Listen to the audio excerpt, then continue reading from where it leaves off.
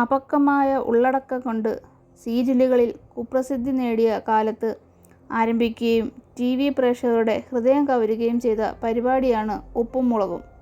Flowers ചാനലിൽ 2015 December 14-നായിരുന്നു ആദ്യ സംപ്രേഷണം. 500 എപ്പിസോഡുകൾ പൂർത്തിയാക്കിയ ഉപ്പും മുളകും ഇന്ന് വെറുമൊരു സിറ്റ്കോം സീരിയലിൻ്റെ പേരല്ല. ബാലചന്ദ്രൻ തമ്പിയും നീലിമയും കഥാപാത്രങ്ങളും നമ്മുടെ അയൽക്കാരോളം അടുപ്പമുള്ളവരാണ്.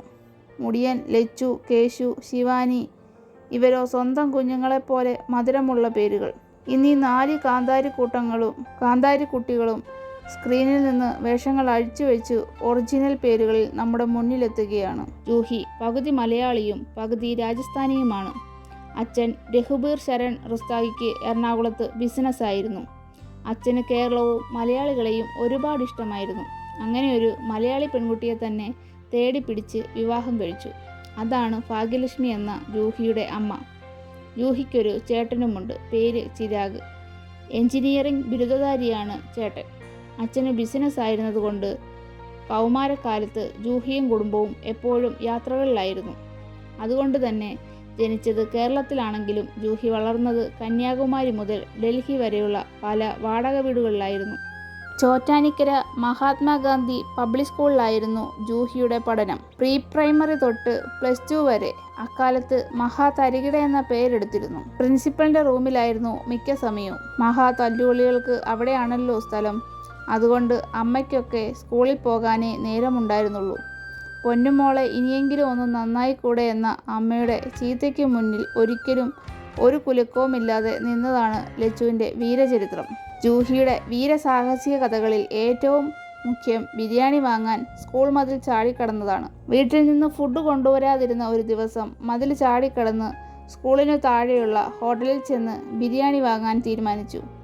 പതിവ് പോലെ ലീഡർ ജൂഹി തന്നെ. ആകെ 5 പൊതികൾ. ക്ലാസ്സിലെത്തി തുറക്കേണ്ട താമസം. ദാ വരുന്നു ബിരിയാണിയുടെ മണം. വൈകാതെ തന്നെ സ്മെല്ലിൻ്റെ സോഴ്സും തേടി ആദ്യം അധ്യാപകരും പുറകെ പ്രിൻസിപ്പാളും എത്തി. നോക്കുമ്പോൾ 5 പൊതിക്ക് നടുവിലായി നമ്മുടെ നായിക. പ്രത്യേകം പറയണ്ടല്ലോ, അപ്പം തന്നെ പൊക്കി.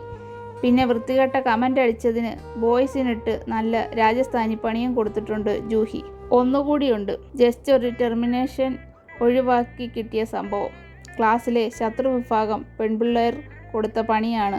സ്കൂളിൽ നിന്നും ഹിൽ പാലസ് കാണാൻ പോയ ഒരു കൂട്ടം പെൺ പിള്ളേർ കുളത്തിൽ ഒന്നിച്ച് ചാടിക്കുളിക്കവേ സെക്യൂരിറ്റി ഗാർഡ്സ് പൊക്കി. വിഷയം സ്കൂളിൽ അറിഞ്ഞു. അന്ന് ക്ലാസ്സിലെ ശത്രുവിഭാഗം പറഞ്ഞത് അത് ജൂഹി പ്ലാൻ ചെയ്തതാണ് എന്നാണ്. ആദ്യം ജൂഹിയെ വിളിപ്പിച്ചു. അവൾ ആരോപണം നിഷേധിച്ചു. പക്ഷേ അധ്യാപകർ അത് സമ്മതിക്കാൻ തയ്യാറല്ലായിരുന്നു. കാരണം നല്ല പേരായിരുന്നല്ലോ സ്കൂളിൽ. വീണ്ടും പ്രിൻസിപ്പൽ കുറ്റം അടിച്ചേൽപ്പിക്കാൻ ശ്രമിച്ചതോടെ ജൂഹി പൊട്ടിത്തെറിച്ചു. അനന്തരഫലം അമ്മയെ വിളിപ്പിച്ചുകൊണ്ടുവരിക. അന്ന് അമ്മ കരഞ്ഞ് കാല് പിടിച്ചതുകൊണ്ടാണ് സ്കൂളിൽ നിന്നും പുറത്താക്കിയില്ല. ഹോംവർക്കായിരുന്നു കണ്ണെടുത്താൽ കണ്ടുകൂടാത്ത മറ്റൊരു സാധനം. അതിന് ഒരുപാട് വാങ്ങിച്ചു കൂട്ടിയിട്ടുണ്ട്. ക്ലാസ്സിലേക്ക് ടീച്ചർ വരുമ്പോൾ മാന്യമായി പുറത്തേക്ക് ഇറങ്ങിക്കൊടുക്കും. എല്ലാവരുടെയും മുമ്പിൽ വെച്ച് നാണം കെടുന്നതിലും ഭേദമാണല്ലോ അത്. ചിരിയാണ് കൺട്രോൾ ചെയ്യാൻ പറ്റാത്ത ഏക വികാരം. അത് തുടങ്ങിയാൽ പിന്നെ കൂട്ടച്ചിരിയാകും. ജനഗണമനയായാലും വന്ദേമാതരമാണേലും അടാർ ചിരി തന്നെ. ഫാമിലിയിൽ എല്ലാവരും ഡീസൻ്റാണ്.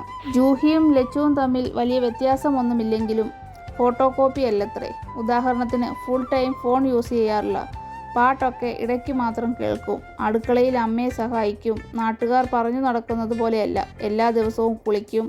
സമയം കിട്ടിയാൽ പോത്തുപോലെ കിടന്നുറങ്ങും. ഉഴപ്പെല്ലാം മാറ്റിവെച്ച് ജൂഹി ഫാഷൻ ഡിസൈനർ കോഴ്സാണ് ചെയ്തുകൊണ്ടിരുന്നത്. അതിൽ അഗ്രഗണ്യ എന്ന് തന്നെ പറയാം. ഉപ്പും മുളകിലും ജൂഹി ഉപയോഗിക്കുന്ന കോസ്റ്റ്യൂം മുഴുവൻ ജൂഹി തന്നെ ഡിസൈൻ ചെയ്തതാണെന്ന് നിങ്ങൾക്കറിയാമോ? പഠനം കട്ടപ്പുകയായിരുന്നെങ്കിലും മോശമല്ലായിരുന്നു. പക്ഷേ സയൻസും കണക്കും മാത്രം വഴങ്ങാതെ നിന്നു. അമ്മയുടെ പ്രാർത്ഥന കൊണ്ടാണ് ഞാൻ 10 കടന്നതെന്നാണ് ജൂഹി പറയുന്നത്. തലകുത്തി പഠിച്ചിട്ടും ഒരു കാര്യമില്ലാത്തതിനാൽ ആത്മശത്രുക്കളായി അവരെ എന്നോ പ്രഖ്യാപിച്ചിരുന്നു. പക്ഷേ ബയ്യയായിരുന്നു മുഖ്യപാര. വലിയ പഠിപ്പിച്ചാണ്. എന്നാലും പരസഹായ ഗുണം ഉള്ളതുകൊണ്ട് ഹെൽപ്പ് ചെയ്യും.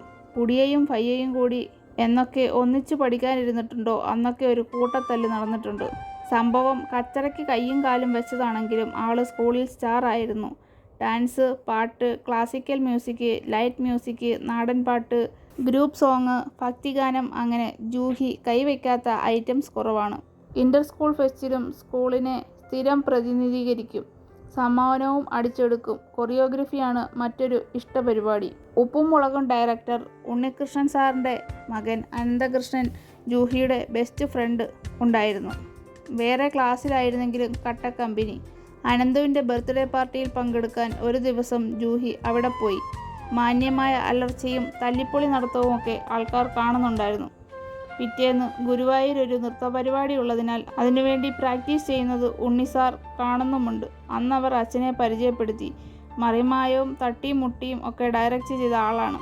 അത് കേട്ടപ്പോൾ എന്നാൽ പിന്നെ ഡീസൻ്റ് ആയേക്കാം എന്ന് വെച്ചു. അന്ന് പിന്നെ പാട്ടും ഫുഡും ഒക്കെ കഴിഞ്ഞ് വീട്ടിലേക്ക് പോന്നു. 2 മാസം കഴിയുന്നതിന് മുമ്പേ ഒരു ദിവസം ദേ വരുന്നു വിളി. എടി, അച്ഛൻ ഫ്ലവേഴ്സിൽ പുതിയ പരിപാടി ചെയ്യുന്നുണ്ട്. ഉപ്പും മുളകും, ഓഡീഷനൊന്നുമില്ല, നിന്നെ നേരെ കാസ്റ്റ് ചെയ്തു എന്ന്. ഇത്രയും പറഞ്ഞതേ ജൂഹിക്ക് ഓർമ്മയുള്ളൂ. ഫ്ലാറ്റ്. പിന്നെ സാർ വിളിച്ചിട്ട് ഡീറ്റെയിൽസ് പറഞ്ഞു. അന്ന് ജൂഹി ഒന്നുകൂടെ ഉറപ്പാക്കി. സാറേ, എൻ്റെ സ്വഭാവം അറിയാവുന്നതല്ലേ, ഞാൻ തന്നെ വേണോ? അടുത്തതൊരു ക്വസ്റ്റ്യനായിരുന്നു. അല്ല, നീ വല്ല സിനിമയിലും അഭിനയിച്ചിട്ടുണ്ടോ? ഇല്ല. അപ്പോൾ നിന്നെ തന്നെ വേണ്ടത്. ജൂഹിയുടെ മനസ്സിൽ 5-8 ലഡു ഒന്നിച്ചു പൊട്ടി. പിറന്നാൾ ആഘോഷിക്കാൻ പോയ ജൂഹി അങ്ങനെ ലച്ചുവായി. ഇതിനിടയ്ക്കായിരുന്നു അച്ഛൻ്റെ മരണം. അതൊരു വലിയ ശൂന്യതയായിരുന്നു ജൂഹിയുടെ കുടുംബത്തിൽ സൃഷ്ടിച്ചത്. അച്ഛൻ്റെ മരണശേഷം ജൂഹിക്കും സഹോദരനും എല്ലാം അമ്മയായിരുന്നു. 4 വർഷം മുമ്പ് ഒരു വാഹന അപകടത്തിൽ അമ്മയും മരിച്ചതോടെ സ്വന്തമെന്ന് പറയാൻ ചേട്ടൻ മാത്രമായി ജൂഹിക്ക്.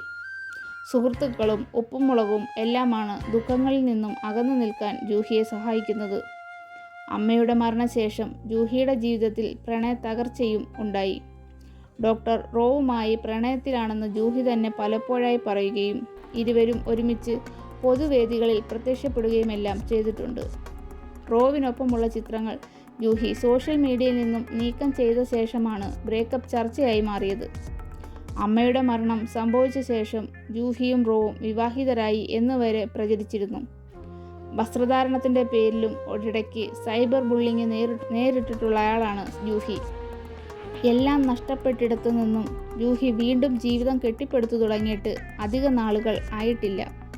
ജീവിതത്തിൽ ഒറ്റപ്പെട്ടു പോയെന്ന് തോന്നുന്ന സ്ത്രീകൾക്ക് ഉയർന്നു വരാൻ കരുത്തു പകരുന്നതാണ് ജൂഹിയുടെ ജീവിതം. ഇന്ന് കാണുന്ന ജീവിതം ജൂഹി ഒറ്റയ്ക്ക് അധ്വാനിച്ച് സ്വന്തമാക്കിയതാണ്. അഭിനയം കഴിഞ്ഞാൽ ജൂഹിക്ക് പ്രിയം യാത്രകളാണെന്ന് നടിയുടെ ഇൻസ്റ്റഗ്രാം പേജിൽ നിന്ന് തന്നെ വ്യക്തമാണ്. പ്രണയം, പ്രവാസിയുടെ ഭാര്യ റോൾ എല്ലാം മനോഹരമായി ജൂഹി കൈകാര്യം ചെയ്യുന്നുണ്ട്. ഉപ്പും മുളകിൽ അച്ഛൻ്റെയും അമ്മയുടെയും റോളുകൾ ചെയ്തിരുന്ന നിഷ സാരംഗും ബിജു സോപാനവും സിറ്റ്കോമിൽ നിന്നും വിട്ടുനിൽക്കാൻ തുടങ്ങിയതിനു ശേഷം TRP ഇടിഞ്ഞിരുന്നു. സിദ്ധു ലച്ചു കോംബോയാണ് കൊഴിഞ്ഞുപോയ പ്രേക്ഷകരെയും നഷ്ടപ്പെട്ട TRPയും തിരികെ പിടിച്ചത്. സിദ്ധാർത്ഥിന് മാത്രമല്ല, ജൂഹിക്കും അതിൽ വലിയൊരു പങ്കുണ്ട്. ഒട്ടും ആർട്ടിഫിഷ്യാലിറ്റി ഇല്ലാതെ പക്വതയോടെയാണ് ഭാര്യ, അമ്മ, സഹോദരി റോളുകൾ ജൂഹി കൈകാര്യം ചെയ്യുന്നത്. സിദ്ധാർത്ഥിനൊപ്പമുള്ള കോമ്പിനേഷൻ സീനുകളിൽ അഭിനയിക്കുന്നതായല്ല, ജീവിക്കുന്നതായാണ് ജൂഹിയുടെ അഭിനയം കാണുമ്പോൾ തോന്നുന്നതെന്നും കമൻറ്റുകളുണ്ട്. ഉപ്പും മുളകുമാണ് അഭിനയത്തിലേക്കുള്ള വഴി Juhi തുറന്നുകൊടുത്തത്. Thank you for watching. Please subscribe and share.